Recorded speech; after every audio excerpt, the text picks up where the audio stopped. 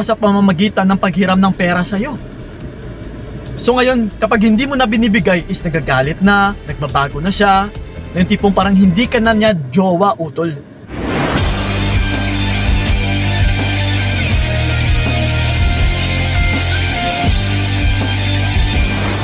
Yun, what's up? Ayan, kamusta mga utol, and then welcome sa video na ito. So once again, this is pa yung kaibigan ni Kiko. So syempre, usapang pag-ibig na naman. Dahil ito, ang magiging topic natin sa video na ito, isang sinyales na minahal ka niya ng totoo. Okay? So ito mga utol, isi-share ko sa inyo kung ano ba talaga yung totoo.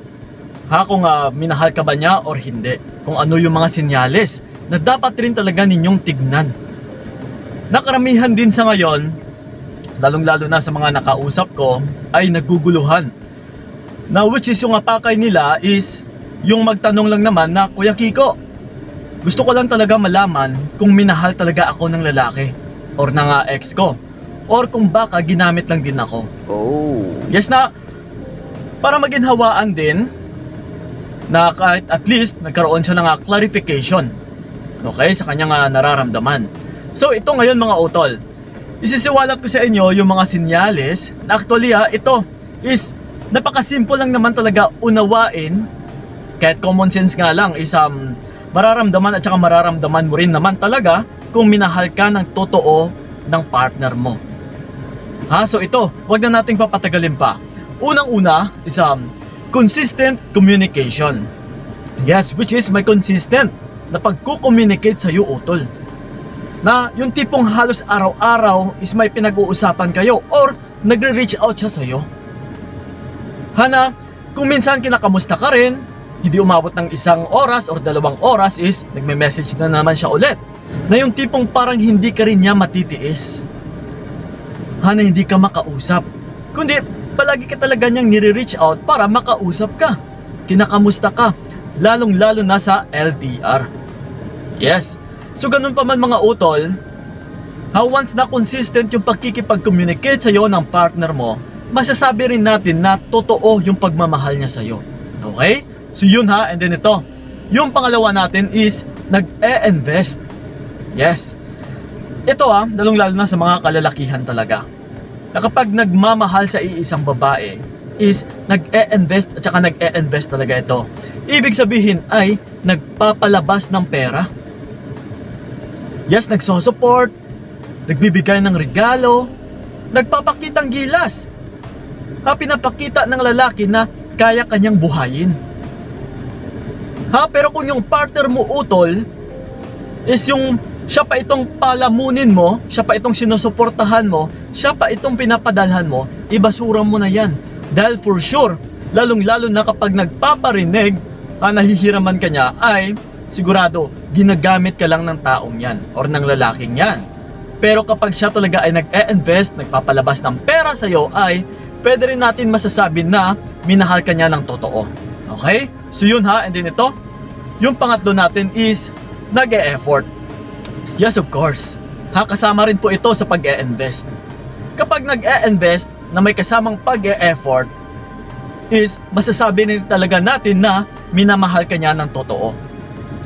Kasi ganun pa man mga utol actually sa lalaki, kami mga kalalakihan kapag iba lang yung habol namin sa isang babae, ay hindi talaga kami mag-e-effort.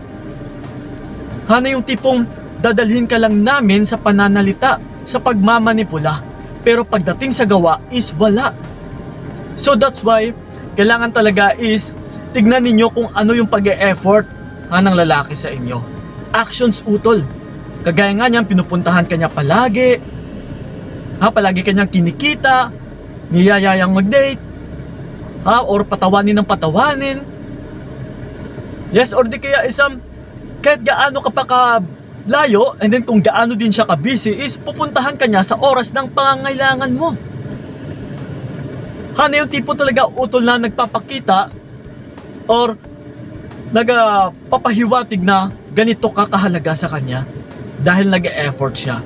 Pero kung walang effort utol, kung minsan nga lang nagpapakita sa'yo and then hindi pa nag-e-invest, hindi man lang nagpapalabas ng pera, chapwera mo na yung lalaking yan. Dahil for sure, hindi kami na mahal ng totoo. Pero, kapag nag-e-invest, which is nagpapakita ng effort, palagi kang binibigyan ng regalo, masasabi rin talaga natin na minamahal ka niya ng totoo.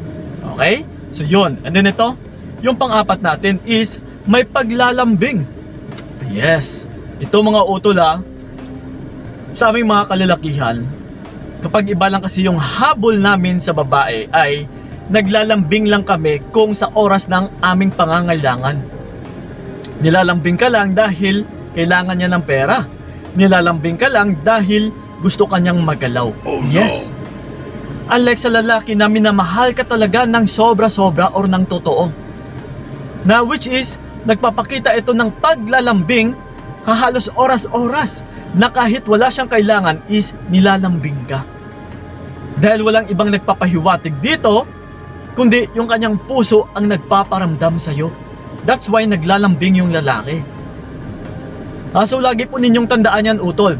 Pero kapag yung lalaki talaga ay walang paglalambing, ay yung tipong hanggang salita lang din, yes, e-echapwera mo na dahil hindi ka minamahal ng totoo ng lalaking yan. So yun. And then ito, yung panglima natin is no money involved. Ito mga utol, ito halos common din ito na mga problema, lalong-lalo na rin sa mga nakakausap ko. Yung about sa pera. And then ito lalong-lalo na rin sa mga OFWs natin dyan. Shoutout sa inyong lahat dyan na ito talaga yung nagiging biktima ng mga kalalakihan, yung mga OFW. Na which is, syempre, nasa ibang bansa, malaki yung kinikita niyan. Pag-uwi niyan dito is balikbayan yan. So for sure, maraming pera yan. So ganun pa man, tinitake advantage ito ng lalaki na OFW ka. So ngayon, kahit may pera pa yung lalaki is gagawa at gagawa talaga siya ng paraan kung paano kanya mauuto.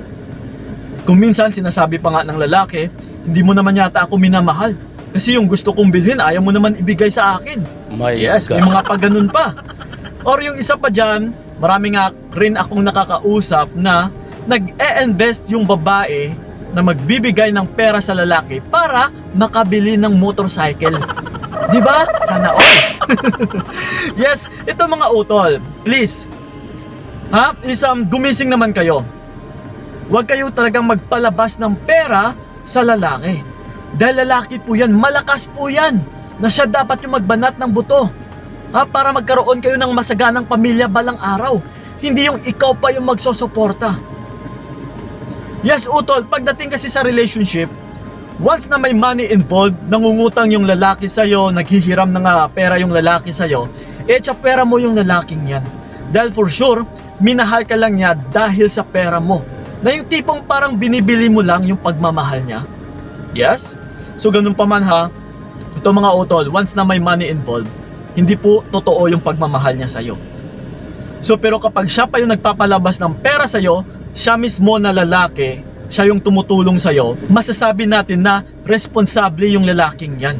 Na balang araw is talagang mapagkakatiwalaan na bilang haligi ng tahanan. Pero kapag siya mismo ay humihingi ng pera sa'yo, na ikaw pa mismo yung babae dito, na yung gusto niya ikaw pa yung itong magkakandahirap para maitaguyod yung pamilya ninyo balang araw, nako po. Pera mo na yung lalaking yan. O di kaya ibasura mo na, itapon mo na sa basurahan. Okay? So yun. And then ito yung panghuli natin is hindi siya nagbabago. Yes. Minsan ko napapansin ninyo sa kalagitnaan or eventually or in the end is parang nagbago yung mga partner ninyo. Na yung tipo talaga na parang mapapasabi ka na, Kuya Kiko, dati is hindi naman siya ganito. Dati is mapagmahal naman siya, malambing, palagi akong sinusuyo, nag-e-effort, nag-e-invest. And then sa ngayon is parang nagbago na siya. Parang hindi na nga rin niya ako palaging kinakausap, bihira na lang siya tumatawag, bihira na lang siya nagre-reach out. At saka parang may something na talaga. Well, ito mga utol sa totoong nagmamahal kasi ay posible na masasabi talaga natin na until ngayon ay hindi siya magbabago. Kapag ramdam mo rin na parang walang pagbabago sa kanya simulat sa pool, is masasabi rin natin na totoong minamahal ka neto. Pero kung ano yung natatamasa mo sa ngayon, na kung masasabi natin niya dati is okay siya, and then sa ngayon is nagkakanda, hirap ka na sa kanya, na-stress ka, is ito po yung totoo hanapakay niya sa'yo, which is ginamit ka lang utol. Lalong lalo na kapag natusukan niya na ng bandera ang iyong bataan or nakuha niya na yung kagustuhan niya. And then yung isa pa dito, kapag naggamit ka niya sa pamamagitan ng paghiram ng pera sa'yo. So ngayon, kapag hindi mo na binibigay is nagagalit na, nagbabago na siya, yung tipong parang hindi ka na niya jowa utol. Once na may pagbabago talaga sa mga partner ninyo, nagpapahiwatig po yan or sinyalis na hindi kami na mahal ng totoo. Okay? So ganun lang po yun. Sa kung nahihirapan ka sa ngayon utol, isa lang ibig sabihin yan, hindi mo yan ka-match. Ha? So yun lang po, maraming salamat talaga. And then ito syempre, may isa-shoutout lang tayo. Shoutout kay Gay Sato, na ito nakausap ko na rin ito. Madam ha, shoutout sa'yo from Japan. Yun ha, Genki desu ka? Yun, naalala ko rin. Muntik na makalimutan. So yun ha, Gay Sato, shoutout. And then si April Mangunay, shoutout sa'yo. Maraming salamat. At saka sa kay Anika Sion, ayan ha, shoutout din sa'yo. Or Anika Sayon ba to? So yun ha, shoutout sa inyo. And then, shoutout na rin sa inyong lahat. At saka sa mga gusto nga magpa-shoutout pa, diba, comment nandyan sa ilalim. At saka sa mga gusto kong makausap, alam nyo na yung dapat ninyong gawin. Puntahan nyo yung aking FB page na Payong Kaibigan ni Kiko or Payong ni Kiko. So yun lang po ha.